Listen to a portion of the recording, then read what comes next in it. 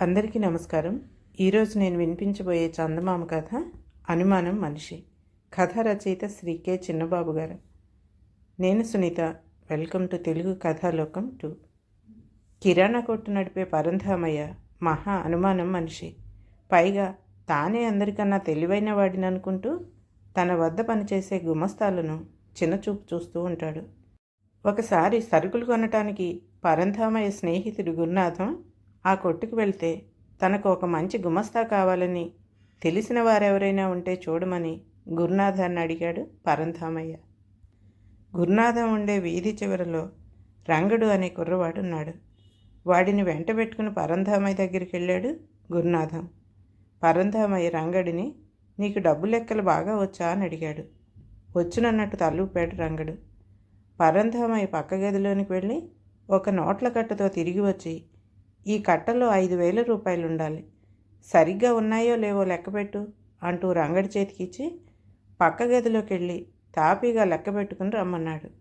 రంగడు గదిలోకి పోగానే పరంధామయ్య గురునాథంతో, ఈ కాలంలో ఎవరిని నమ్మటానికి వీల్లేదు. ఈ కుర్రాడికి 5,000 రూపాయలు కట్ట ఇచ్చానా? అందులో 150 రూపాయల నోట్లుంటే ఒక నోటు ఎక్కువగా పెట్టాను. వాడు అదనంగా ఉన్న నోటును జేబులో వేసుకుని కట్టలో 5,000 సరిగ్గా ఉన్నాయని అంటాడు. వాడి అసలు రంగేమిటో బయటపడుతుంది చూడు అంటూ నవ్వసాగాడు. అంతలో రంగడు అక్కడికి వచ్చి నోట్ల కట్టను పరంధామయ్యకి ఇచ్చాడు. ఆయన రంగడిని, ఏ డబ్బు సరిగా ఉందా అని అడిగాడు.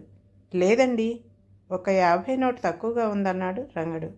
ఒరేయ్, నువ్వు సరిగా లెక్క పెట్టలేదు, నీకు లెక్కలు రావు చూడు, ఇప్పుడు మళ్ళీ లెక్క పెడదాం అన్నాడు పరంధామయ్య కోపంగా. గురునాథం, ఈ నోట్ల కట్టలో ఎంతుందో నువ్వు కాస్త లెక్కపెట్టి చూడు అంటూ నోట్ల కట్టను గురునాథానికి ఇచ్చాడు పరంధామయ్య. గురునాథం నోట్లను లెక్కించి, ఇందులో 99 నోట్లే ఉన్నాయన్నాడు. అలాగా, ఇదంతా మోసం. నేను 101 నోట్లు ఇస్తే 2 నోట్లు మాయం చేసి 99 ఉన్నాయంటావా? ఉండు, నీ సంగతి చెప్తానంటూ పరంధామయ్య ఆవేశంగా లేచి రంగడి చొక్కా జేబులన్నీ వెతికాడు. గదిలోకి వెళ్ళి అక్కడా వెతికాడు. ఎక్కడా డబ్బు కనిపించలేదు. అప్పుడు గురునాథం పరంధామయ్యతో, నీవే తప్పుగా లెక్కించుంటావు, ఈ రంగడిని అనవసరంగా అనుమానిస్తున్నావు, సరే వేరే కుర్రాడిని చూసుకో అంటూ బయటికి నడిచాడు.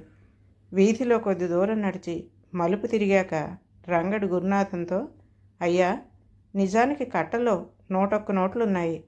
పరంధామయ్య చాలా అనుమానం మనిషి అని అంతా చెప్పుకుంటారు.